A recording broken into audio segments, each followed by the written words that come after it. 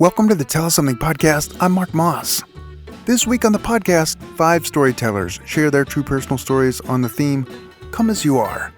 These stories were live streamed into the living rooms of 390 people on September 16th, 2020.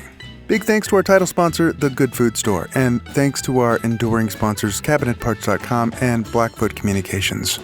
Special thanks to our champion sponsor, True Food Missoula. Know this, Tell Us Something stories sometimes have adult themes. Storytellers sometimes use adult language. This episode features a couple of stories like that, including some profanity use. Sensitive listeners, please be aware. Our first storyteller is Kelly Grandone, whose creative father fashioned some homemade skis as a Christmas gift when times were tough at the Grandone household. So strap on the skis and settle in for a story Kelly calls The Gift. When I was 8 years old, my older sister Jamie and I decided that we wanted to ask Santa for cross-country skis for Christmas. We had planned, we had plotted, we had looked for special skis in catalogs, and we knew that it was kind of a big deal. This was a big gift, but Santa was the kind of guy who we could ask a big gift from. In some houses, kids could ask for anything that they wanted from Santa and they could get it. We knew Santa had limitations in our house, and we knew that he was giving presents to, everybody in the whole world, so we didn't want to ask too much. But we had been really good this year, and this was our best shot. So we went to our parents and told them of our plan that we were going to ask Santa for cross-country skis. And they said, wow, that's a really big gift, guys. Have you been really good this year? Yes, we assured them we had been great. This was our best time to ask for this. They said, you might want to come up with a backup gift just in case, because you never know, maybe Santa won't be able to handle that kind of a gift. So we said, okay, that's a good idea. I came up with a pink and purple parka. So if Santa couldn't give us cross-country skis, a pink and purple parka was going to be a really good second choice. It was a very long wait to Christmas. That season took forever, and Jamie and I were so excited when Christmas Eve rolled around. And on Christmas Eve, we go to my aunt's house, and she has a very small home with a very hot stove and 1,000 people in the room, and we're all really loud and eating and just having a great time. Presents aren't a big deal on Christmas Eve. It's not the biggest part of Christmas Eve. So we usually get a little something from our grandparents and a little something from mom and dad. And then we start cleaning up all the garbage and go play basketball in the garage. Well, just as we were cleaning up, my dad pulls Jamie and me aside and says, girls, guess what? Santa came early. And Jamie and I were so excited. We had never heard of Santa coming early. And so we knew this must be the year. If he's going to come early, we totally got cross-country skis. We come up to the tree, and out from behind the tree, my dad pulls 2 long, slender packages. Now, to my knowledge, Santa had never wrapped our Christmas gifts in black plastic garbage bags and duct tape before, but we were going to give him a pass. It was Christmas Eve. He was delivering presents to the whole world, so it was what was inside that counted anyway, so it really didn't matter that the outside looked horrible. We each got one of these packages, and we struggled with it for a while, trying to break in with all the duct tape, until one of our relatives had pity on us and got out a pocket knife and tore into the bags, and we ripped off the plastic to reveal a very odd-looking set of cross-country skis. It wasn't quite what we had expected, but it was still cross-country skis. The first thing that hit me was the smell. Mine had been spray painted bright red, and my sisters were spray painted bright blue. And it was very possible that the spray paint had not completely dried yet. It was a very strong smell that filled the small room. These skis were cut out of rough lumber. They were made of plywood, and they were cut to a point at the top, as skis of the time were. In order to make the typical curves of the front of the skis, there was a sheetrock screw drilled directly into the tip of the toe, and a rusty wire wrapped around it and pulled tight to create that curve, and another sheetrock screw drilled directly into the top of the ski. And the sheetrock screws came out the back of, out the bottom of the skis, about 1/4 of an inch. So they were very spiky, which is not something that skis probably should be. Down the body of the ski, there was an old pair of tennis shoes with 2 sheetrock screws screwed directly into the toes so that the back would flip-flop just the way cross-country skis do. We also had poles, 1 by 1 inch pieces of boards with duct tape wrapped around the handle 100 times so you had a grip. We also had shoelaces that were stapled into the top of those pieces and made a little loop so those ski straps would keep our ski poles with us. And the pole baskets on the bottom were made of butter tub lids that had also been duct taped to the bottom of the poles.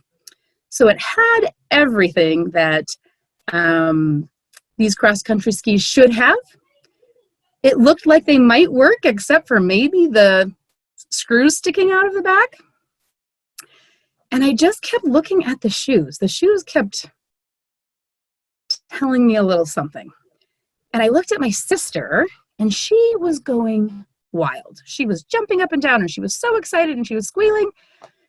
And I was looking at these skis going, did we get the same thing? Because this is not the level of craftsmanship that I have come to expect from Santa. He dropped the ball a little bit this year. And I looked back down at those shoes, and a wave of realization came over me. And it hit me in my stomach like a gut punch. This was not Santa's handiwork. This was the handiwork of my father. And I looked over at my dad, and he was looking at me like, do you love it? And I had no reaction. I had no idea what to do. I just froze. And I looked, and I could see all of my family standing around waiting for me to react. And that tiny room got smaller, and I could feel the heat rising in my neck, and my ears started to burn, and a lump began to form in my throat the size of my fist.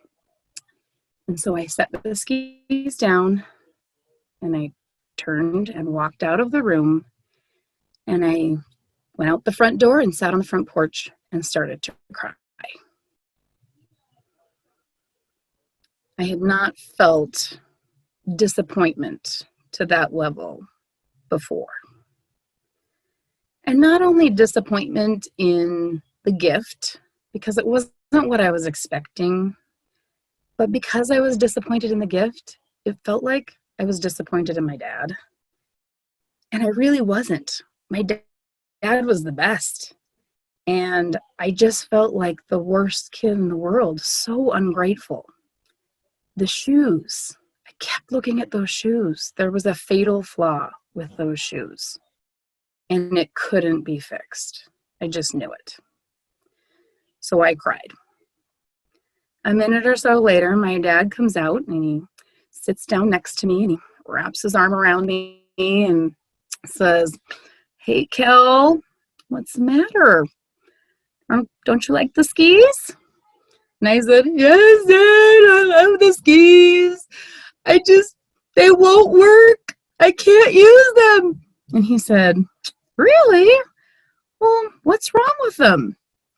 "The shoes, they don't fit. I grew out of them last year. I can't even fit my feet into them. There's no way I can use them." And he said, "Is that all?" "Yes." said, we could just take those shoes out. I could just unscrew those shoes and we can find another old pair of Jamie's shoes and we'll just replace them with something bigger. And it had not occurred to me that this could be fixed so easily. So I thought, well, that would be okay. I mean, they were homemade skis. My dad had made them just for me. That was pretty cool. And if I could fit into the shoes, I could make them work. So it was better.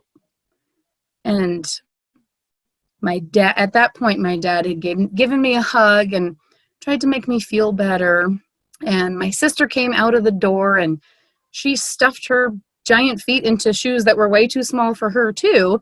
And she started to try to scoot across the lawn in these skis that were effectively ice cleats with all of the screws sticking out of the bottom. And he said, how are those skis working, Jamie? And she said, well, they're not very slippery, Dad. I can't really move around in them. And he said, don't worry about it. We'll wax them up. I've got some wax. We'll wax them up tomorrow. We'll get them shined up and you'll be sliding around in no time. So with a little bit of wax and a different pair of shoes, we had a great pair of cross-country skis, both Jamie and I. And Christmas was saved, and I hadn't ruined it. So the next morning was Christmas morning, and it was a beautiful sunny day, and the sun was shining, and the snow was sparkling, and we opened presents, and we ate cinnamon buns, and under the tree, in a great big box, was my backup gift, that pink and purple parka. And it was beautiful. It fit me great. I couldn't wait to try out my new skis with a different set of shoes. And as we were kind of cleaning up Christmas, my dad pulls out a couple more presents from behind the couch. And he said, almost forgot these. And he handed one to Jamie and he handed one to me. And they were long, slender, rectangular boxes wrapped in shiny Christmas wrapping paper. And Jamie and I tore into those, and inside the box was the most beautiful pair of cross-country skis I had ever seen. Mine were shiny and white with red and blue details on them. They had metal and plastic bindings that clipped and unclipped. They were so professional. We had ski poles that matched. It was amazing. And along with that set of skis came beautiful leather fur-lined cross-country ski boots that clipped into the bindings. And as I slipped my feet into those beautiful boots and I started to lace them up, my dad came up behind me and he wrapped his arm around me and said, "Hey, Kel, how do those shoes fit?" And I said, "Great, Dad. They fit great. Thank you." Thanks, Kelly. Kelly Grandone was born and raised in Polson, Montana, and now calls Great Falls home. She is a mother to 4 wonderful, creative children and has been married to her husband Ryan for 21 years. Kelly teaches 7th grade art in the Great Falls Public Schools and has been teaching art for the last 10 years. In her spare time, Kelly loves to read, draw, paint, travel, and spend time with her family enjoying Montana's outdoors. Our next storyteller is Jen Certa, who, after years of hating the tattoo on her foot, endeavors to have it covered up with a more meaningful piece of artwork. Sensitive listeners, please be aware that Jen's story acknowledges sexual trauma. Jen calls her story How to Love This World. It inevitably happens every summer. On a hike, floating the river, at a barbecue in someone's backyard, in line at the grocery store, someone will glance down at my Chaco-clad feet and say the words I dread. "Hey, what's your tattoo of?" I fucking hate it when people ask me this question. Outwardly, I usually try to make a joke and deflect the attention, but inside, I am flooded with guilt and shame. 9 years ago, I was 24 when I decided to get my first tattoo. I was leaving Montana in what I thought would be a permanent move, and I just felt this desperate need to somehow take with me a reminder of what I had felt here. Montana had been this place that I had felt most alive, most fully myself for the first time in my life. And I was so afraid to lose that feeling. So I made an appointment at a local tattoo shop. And for the 6 weeks prior to my appointment, I checked in diligently with the artist who was going to be designing my tattoo to see if the drawing that he had promised me was ready. And each week, he kind of blew me off. He'd say he'd been really busy that week and he'd get to it the next week. And that happened over and over again. In retrospect, I think maybe he just was bored by my design, that it wasn't an interesting or a challenging job for him, and he just wasn't into it. But he had come highly recommended by a friend, so I stuck with him.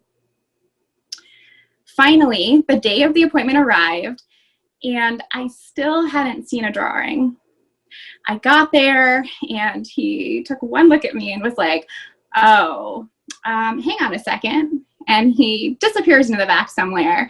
And like 5 minutes later, he comes back out with this piece of paper that he shows me that has a clip art picture on it and some text that I would describe as being in like a Microsoft Word scripty sort of font. And I didn't love it. So I asked him if he could make a few changes to the design. And he basically told me, with the air of someone who was being incredibly inconvenienced, that it was too late. If I wanted to get a tattoo that day, it was too late to make changes. I had waited 6 weeks for this appointment, and I was leaving Montana in 2 more weeks. And I just felt this pressure, like it was now or never. I remember it was a warm day, and I can still feel my legs sticking to the back of the vinyl chair. The air was thick with this metallic buzzing, and a tall, heavily inked, somewhat annoyed man towered over me and asked, "Ready?" Yeah, ready. I said that even though I didn't feel ready or good about this at all. The second the needle touched my skin, I knew. I knew this wasn't what I wanted for my body in this moment. I knew I was abandoning my intuition, my inner knowing, myself. And I said yes anyway. There have been other times in my life at 19 years old and at 6 where I have also felt intimidated and powerless, and where a man did things to my body that I did not want. And at 24, no one was forcing me to get this tattoo. I was choosing this. I had power in this situation, and I gave it away. I stayed frozen and silent again.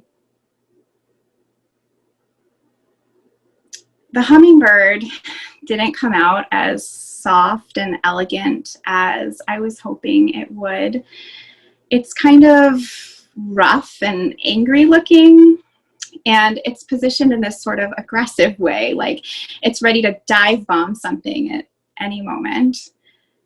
And then there's the line from a Mary Oliver poem: "There's only one question, how to love this world," in that Microsoft Word font.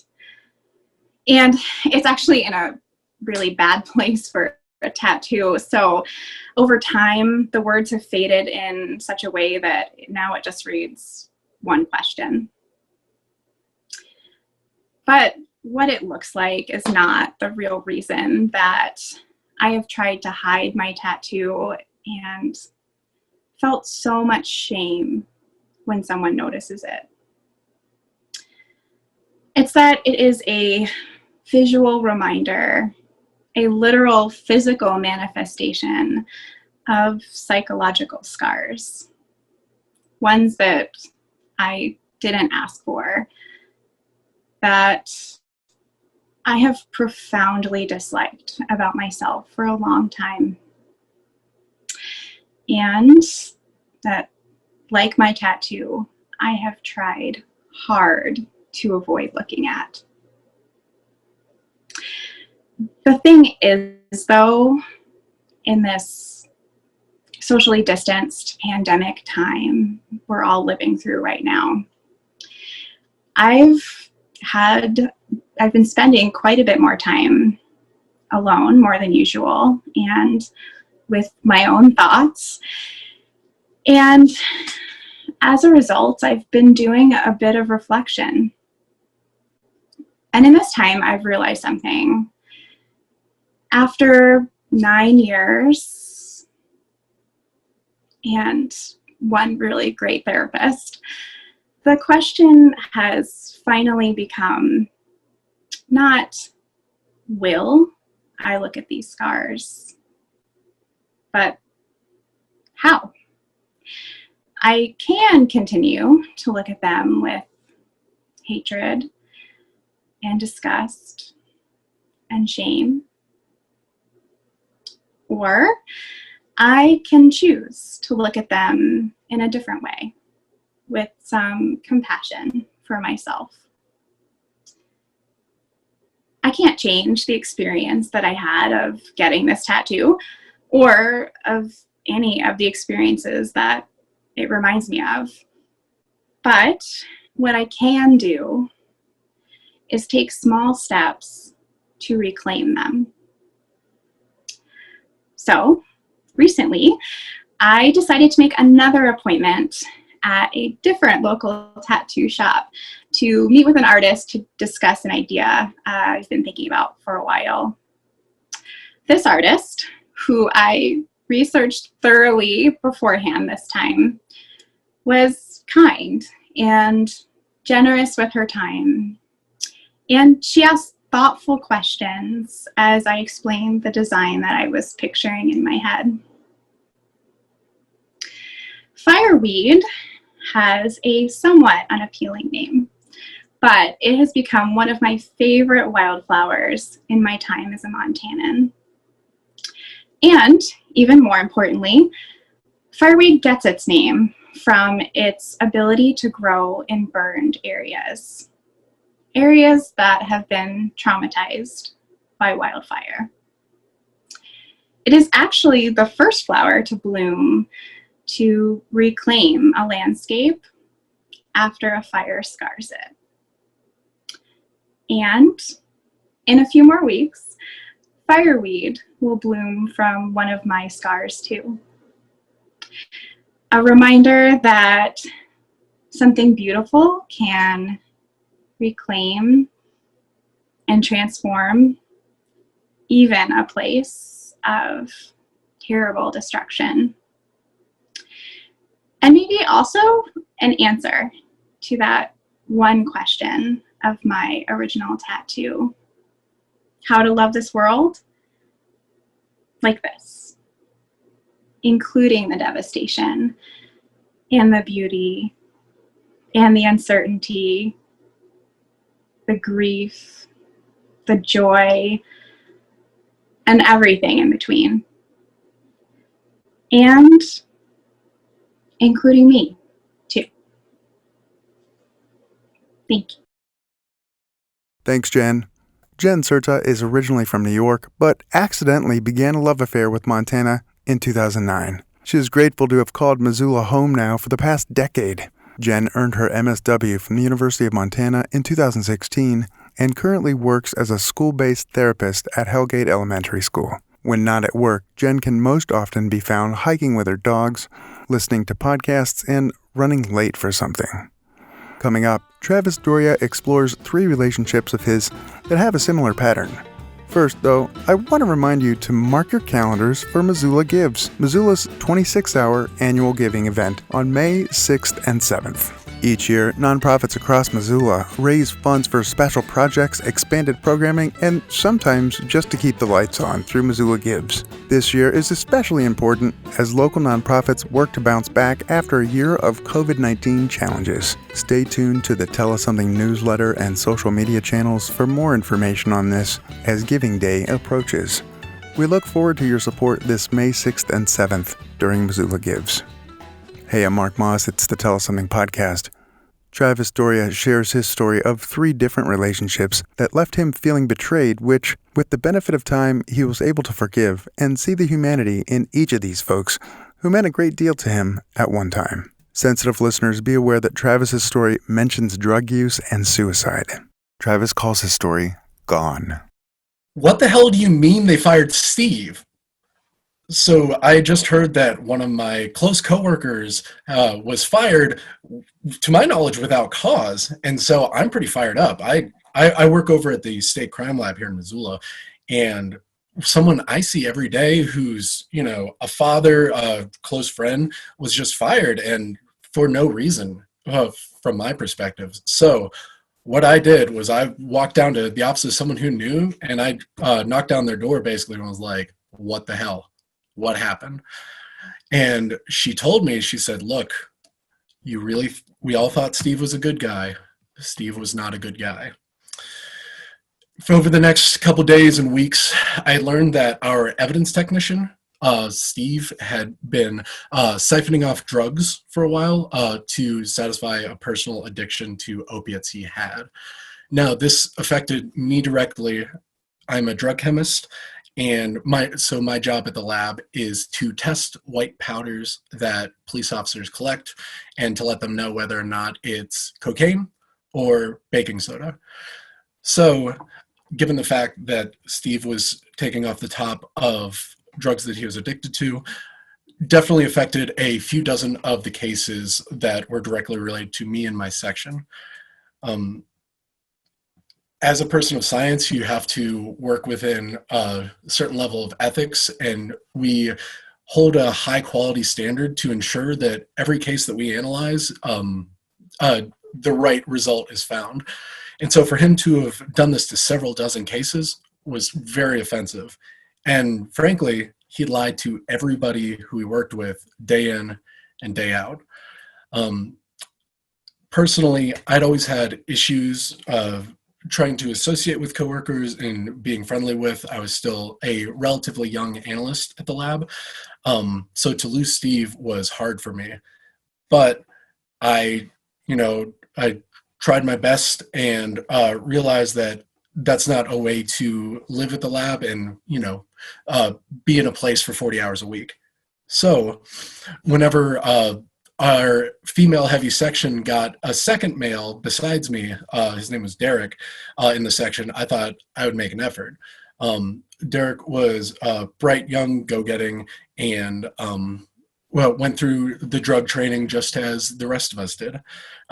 He was also someone I had become accustomed to going on runs with or going mountain biking with outside of work. It was a lot for me to reach out in that way, and we developed a friendship.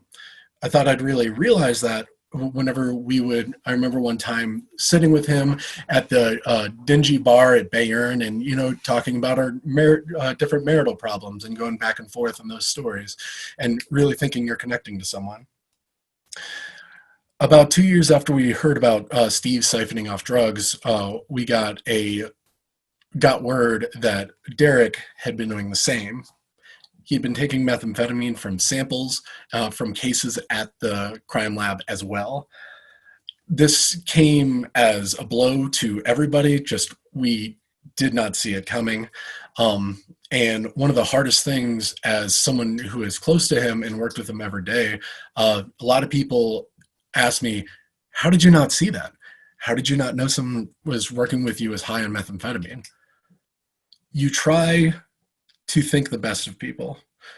You do. But looking back, you can always look back on a situation and write a different story. You can see, maybe he wasn't showering as much as everybody else in the lab was, or maybe those discussions of marital problems we had at Bayern, really paranoid fantasies he was having due to side effects of the drugs. So it was really hard for me to process and frankly keep going because this has happened twice. A coworker of mine put it really well. She quoted a Russian proverb about work is, I don't know what we'll do without you, but we'll figure it out tomorrow. And that was the case in our lab. We survived. We dealt with each individual case as it came, and we've reestablished as a quality section who puts out good casework with a great turnaround time. And I'm very proud of that. The reason I was really more upset and the Derek and Steve incident struck me is because it reminded me of the summer between my junior and senior year of college. Now, I was working a part-time job in a lab, but mostly hanging out with my roommates, friends. I remember this day in particular, I was swimming at a pool with my one buddy, and it was college. You literally don't have a care in the world. You don't have that many responsibilities. So afterwards, I remember sitting on a long 4-person couch with our 4 roommates, probably watching something stupid on TV, and I got a text from a number I didn't know. It said, Travis, I'm so sorry. And so I texted back and I was like, hey, who is this? What's going on? And they said, please just call your mom, call her now. So I got up, I went out on the back porch and I called my mom. My mom didn't know how to tell me, but she said that my father had committed suicide a day and a half before. This literally hit me like a ton of bricks. Going from a place of sun-kissed bliss to realizing that your entire world's going to change within a matter of seconds, I didn't know how to handle it. So one of the hardest things I had to do is hang up and walk in front of my 3 roommates and say, something happened to my dad. I got to go home. And they all thought I was joking, but so anywho, I got in the car and started my 3-hour drive home. And it's a time where you think back and you say, should I have known something? Is this something I should have predicted or something I could have done? What I do remember is he was always a dedicated father who was always there for my baseball games, and he would show up to most of my band concerts and be very supportive, and always loved cooking us pasta and lasagna at home, way too much carbs. And anytime we got back from a long drive, he'd tell us we're home again, jiggity jig. But as I started becoming my own person and got older into my teenage years, you think back and realize he was spending a lot more time by himself, watching movies. He didn't have as many friends. He was playing a lot of online chess. And that's kind of how I left him going off to college. During that drive, you think back, and the hard thing is you remember a lot of the negatives, a lot of the worst things that you've ever said to him or times you've ever fought. And that's something you have to deal with. So as I pulled into my driveway back in Maryland to talk to my family, I was struck by a grace of luck. Anybody who's ever dealt with a loss of an immediate family member, one blessing is that you have a lot of things to do. There's a lot of like scheduling of events and people that are coming in and talking to everybody. One thing I remember specifically is it was really difficult to have to talk to everybody who came out of the woodwork to release their condolences. But one person, everyone said, was obviously very sorry, but one person asked me, so how did he do it? And that's something I still remember and was really hard to not answer and not be angry about.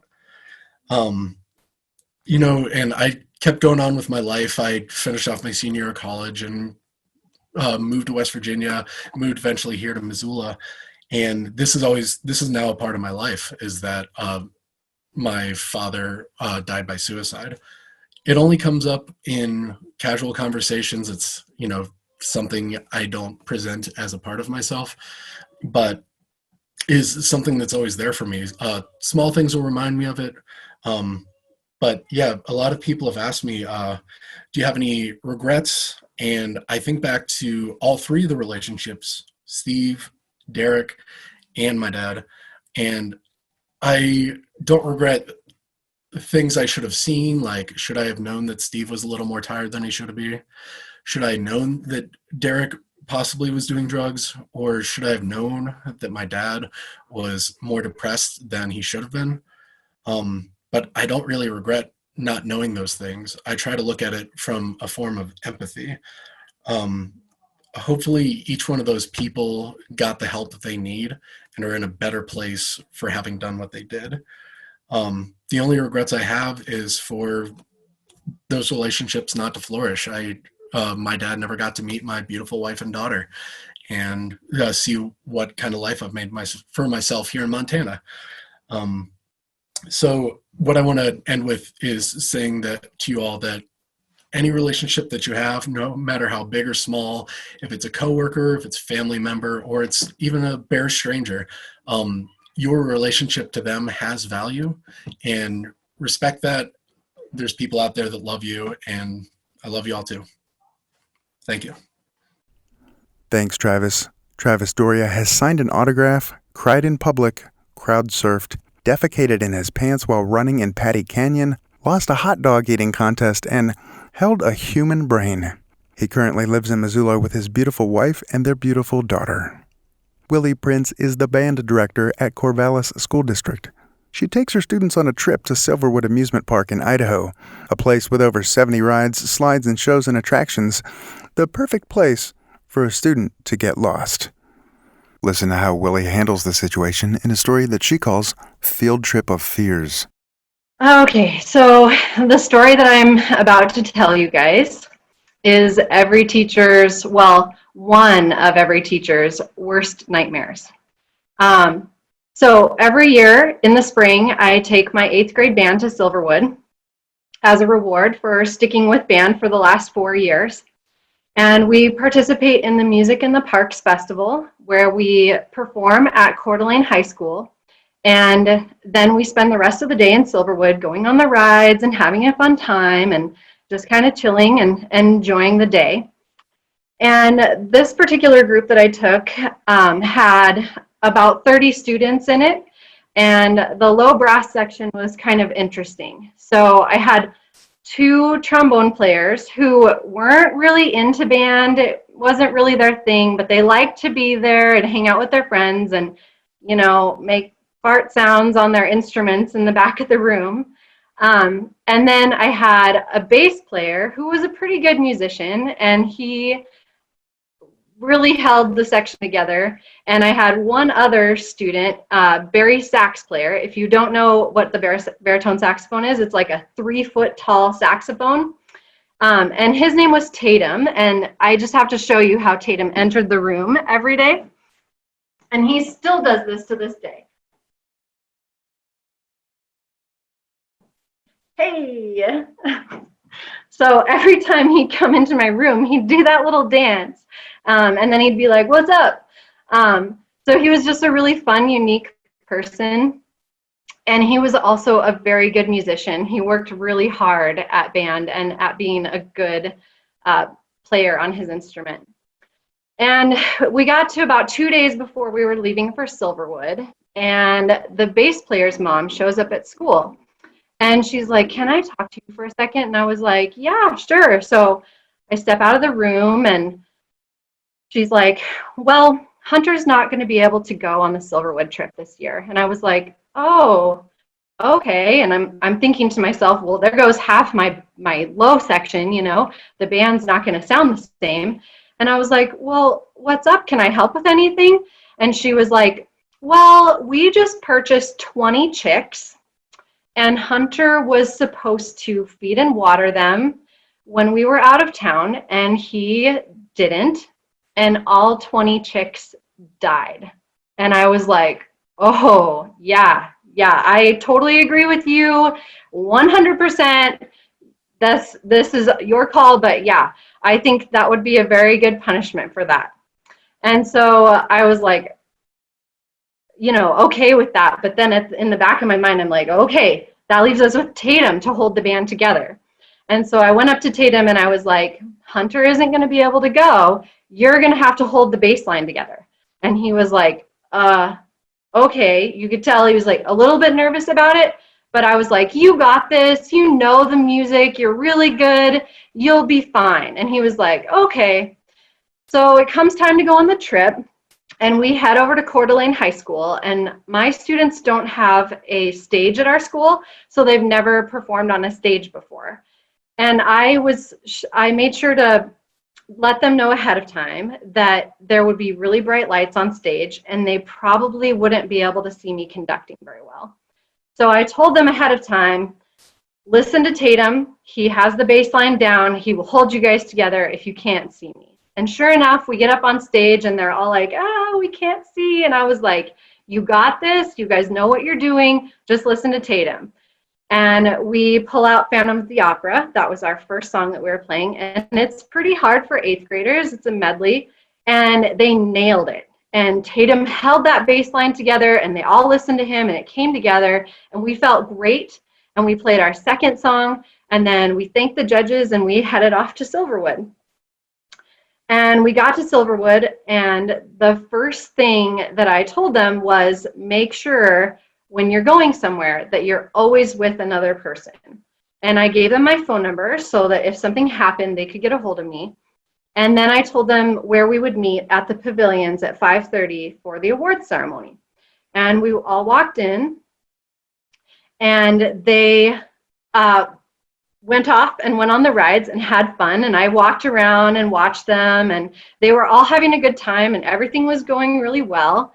And 5:30 came around, and so I went over to the pavilion, and I was waiting for them to come. And slowly they started trickling in, and it was 5:30 on the dot, and I had seen all of them, which was amazing. They all came in, we all got seated at the table, and we were just waiting for the awards ceremony to start.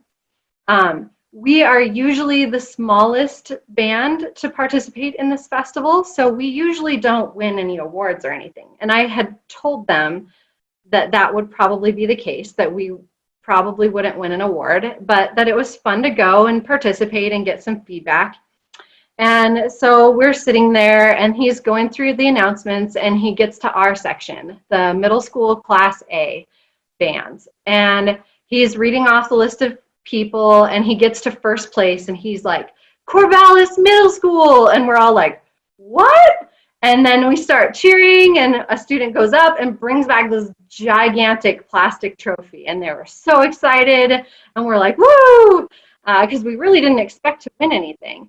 And so we sit back down, and we're waiting for the rest of it, and the overall middle school category comes up, and we ended up winning the entire middle school category for all of the groups that were involved in the festival. And we were just in shock at that point. We're like, "What? Us? We're the smallest school here." And so Ella goes running up, and she gets another giant trophy. So we have these two, like 2-foot tall trophies. And she comes back, and she's like, "Guys, just think of what we could have accomplished if we'd actually practiced." And I was like, "That's what I tell you all the time." And we were just on cloud nine.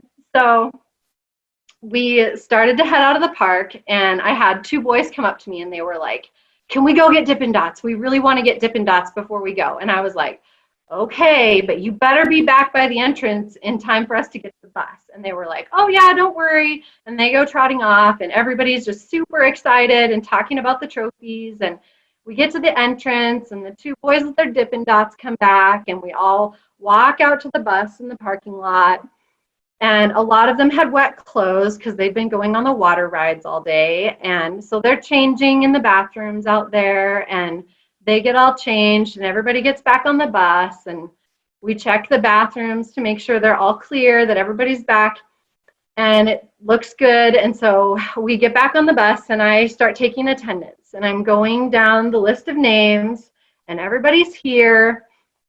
And I get to the very last name on the list, and it's Tatum.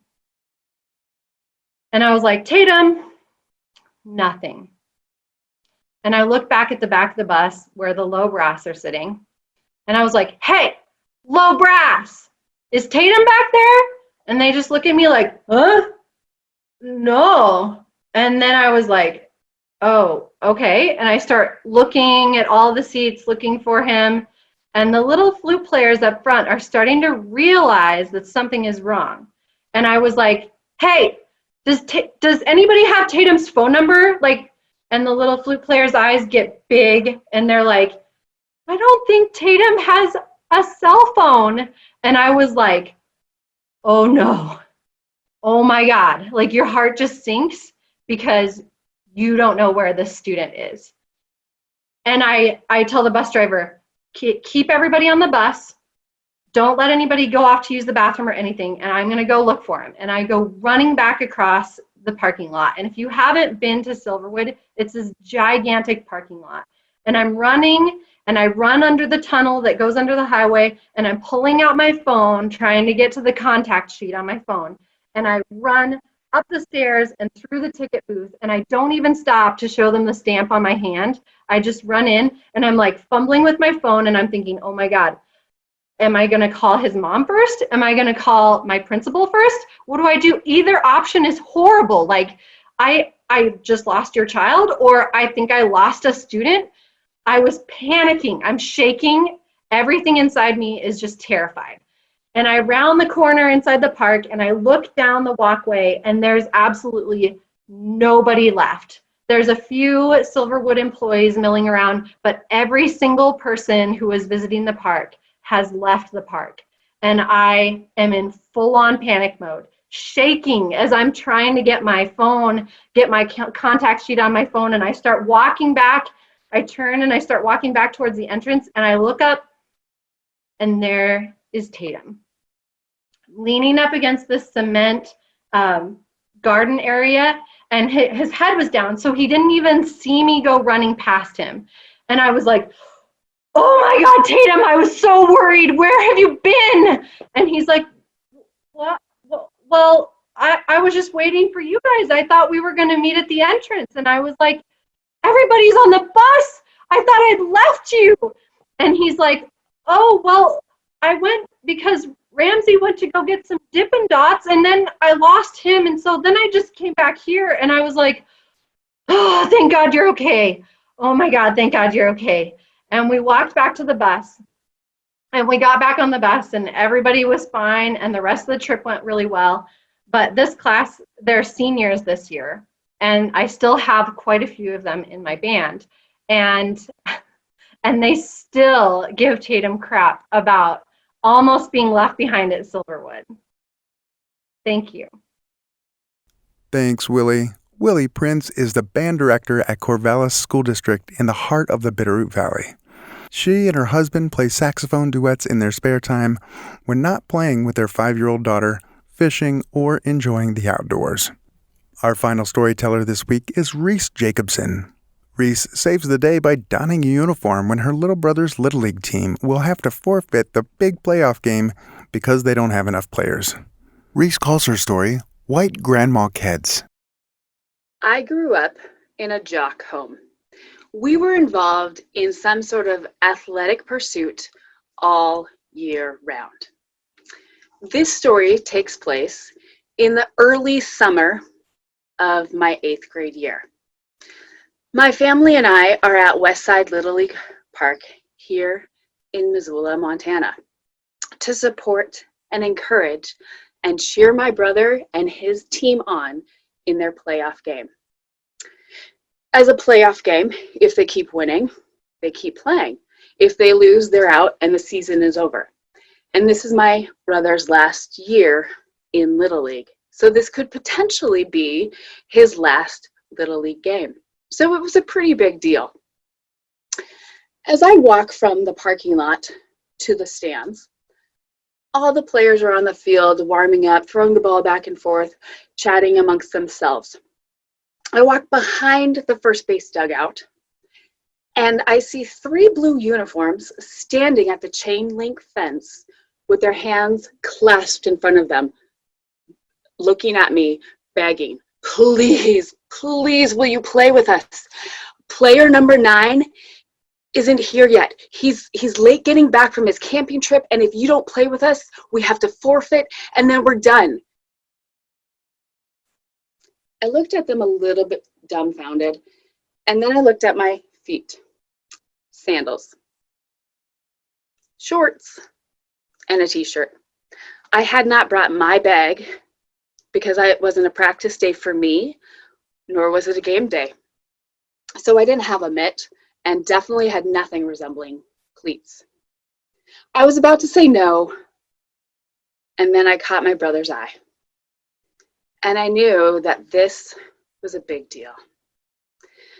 So I reluctantly grabbed the plastic grocery bag they offered me, in which I found an extra uniform from another player who had gone on summer vacation early. I ran to the scorekeeper's booth behind home plate, and I snuggled underneath the big cutout window in the front and the big cutout door in the back to try to find some semblance of privacy as I slipped into this uniform. This uniform was designed for a 7th grade boy who was several inches shorter than me, several pounds lighter than me, and definitely less curvy than me.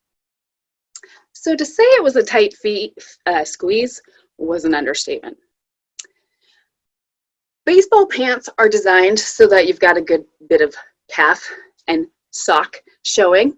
Well, because these pants were so short, there was a whole bunch of calf showing, and the uniform did not get returned with any socks. So I had my whole bare naked calf showing, and I still had no shoes. As I walked past the stands, my grandma says to me, "Oh, honey, you can borrow my sneakers." Sneakers, she called them. My grandma's sneakers were white Keds. She even let me borrow her ankle socks. Now, this was in the days when ankle socks were ankle socks. There were no such thing as no-show socks. So I had a good inch of white sock coming up to my ankle, and I slipped my feet into my white grandma Keds. I grabbed a mitt that I found in the dugout, and I trotted myself very self-consciously out to center field, wishing the whole time the earth would swallow me whole. As I got out to center field, the game started. My brother was pitching that day, and I was pretty confident no balls were going to get hit out of the infield. Nevertheless, as he went into his windup, I started praying, "Please strike him out, strike him out, strike him out. Don't let him hit the ball. Don't let him hit the ball. Don't let him hit the ball." Fortunately, first inning, 3 up, 3 down. I trot myself back to the dugout, hoping and expecting to see player number 9, only to not see him yet arrive. I was pretty confident, batting in number 9 spot, that this inning I would not have to hit. So I found the biggest, bulkiest jacket I could find, and I buried my 3 sizes too small uniform, my bare naked calves, and my white grandma kids inside that jacket, and I hunkered down on the end of the bench in the dugout. End of the inning, we're back on the field. Player number 9 has still not arrived. So I motor myself back out to center field in my 3 sizes too small uniform, my bare naked calves, and my white grandma kids. As my brother goes into his windup again, I start praying, strike him out, strike him out, strike him out. First batter up, strikeout. Next batter up, ping! A high fly ball I see come sailing into left center field. And out of the corner of my eye, I can see the left fielder darting as fast as he can over to the ball. And I know that I need to do something. So I jog as quickly and as purposefully as I can over behind left fielder to try to back him up just in case, because if he trips and hits his head on the ball and fails to make the play, I have to do something. Which at this point, I'm imagining, you know the scene from Sandlot where Smalls tries to throw the ball, and when he throws it, it like lands 2 feet in front of him and his life is over. I'm imagining that humiliation when I try to throw this baseball. Now, throwing a softball, no problem, but a baseball is a little bit different animal, and so I was just dreading the absolute humiliation of the ball landing 2 feet in front of me. Fortunately, left field makes the play to the cutoff. The runner stops on second base. With adrenaline coursing through my veins again, I'm back in center field, hoping and praying for another strikeout. Next batter up, strikeout.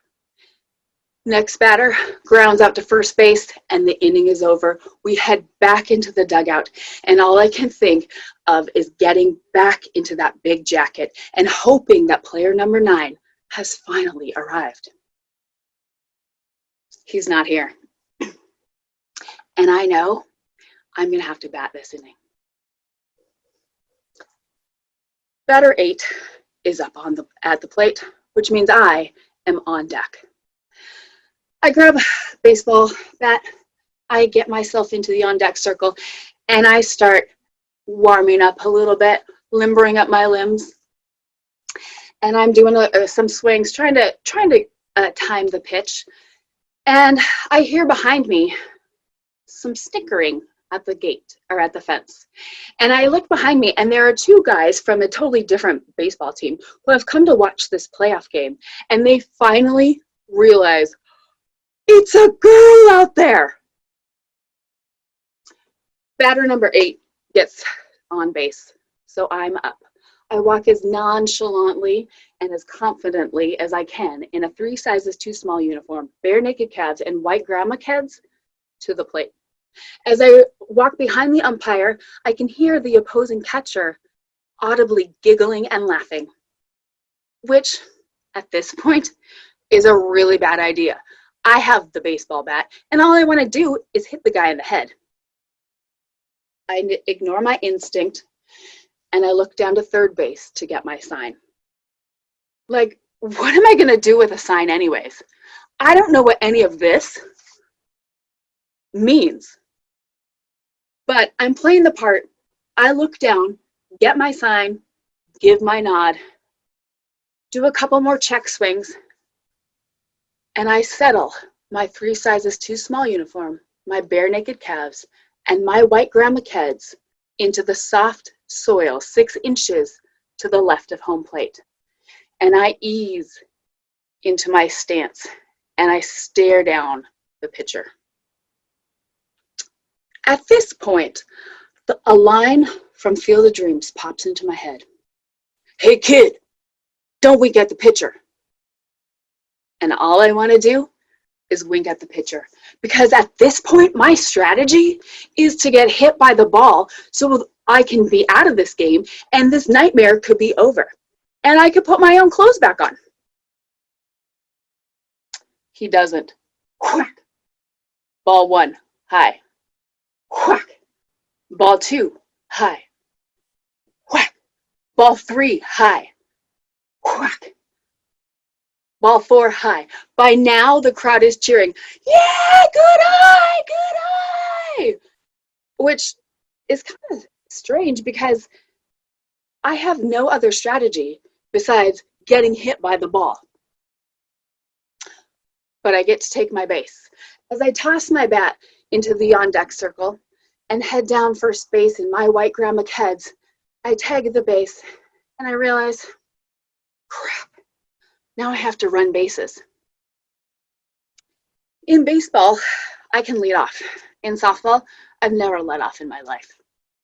So I really have no idea what I'm doing, except I'm trying to play the part. So I look at the pitcher, trying to watch his weight, if he's going to go towards home or come towards me at first. So as he goes into his windup, I inch myself off the base. And then I start wiggling my fingers, because every good base runner wiggles his fingers. As I take my inches worth of lead out towards second base, the pitcher heads towards home. Ping! A high fly ball between right and center field. As I see the ball hit the grass, I take off for second base, motoring my white grandma Keds as fast as I can go. As I tag second base, I look up and I see the third base coach giving the woo, go, go, go sign. And the lead runner is tagging third and rounding, heading for home. So I start motoring towards third base. About halfway to third base, I look up to see the lead runner standing on third base. I hit the brakes and head as fast as I can back to second base, where I see the batter is now caught in a pickle between first and second base, back and forth, back and forth. And I stand relieved on second base as that batter is tagged out and sent back to the dugout. I'm relieved because I wasn't the one who got tagged out, but I'm very confident it was my base running error that caused that out. Next batter up, I'm on second now.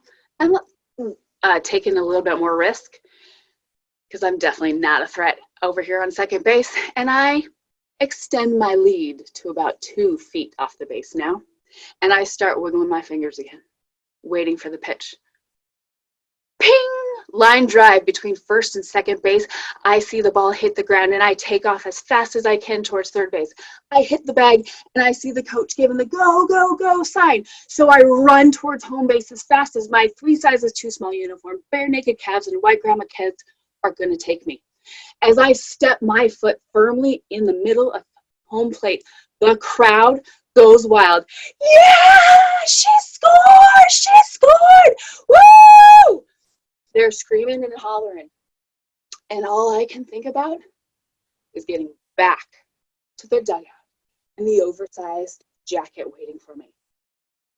I give a sheepish little smile to the crowd and jog myself into the dugout and the safety of that jacket, where another surprise awaits me.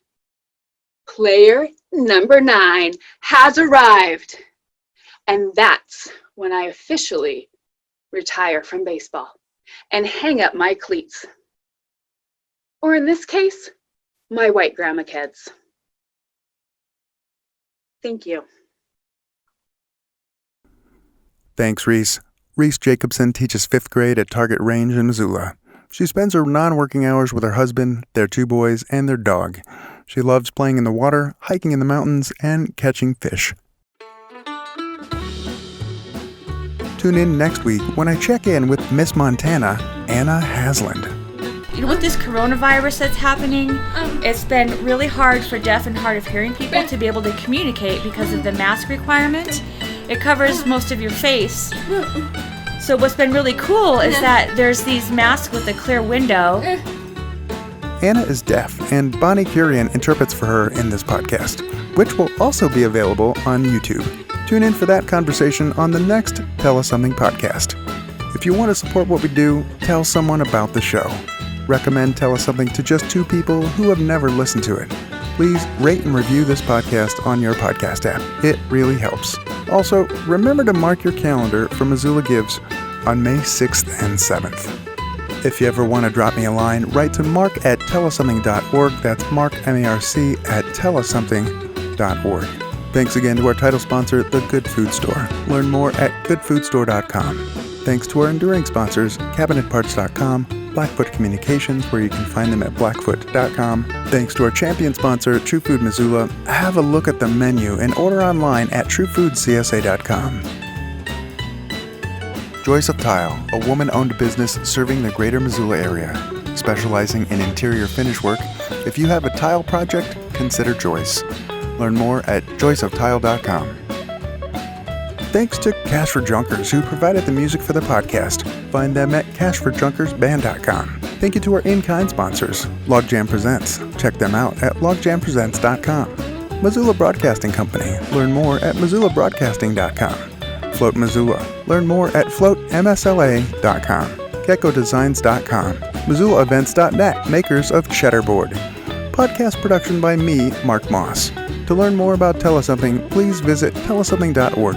Stay safe, wear a mask, get vaccinated, take care of yourself, and take care of each other.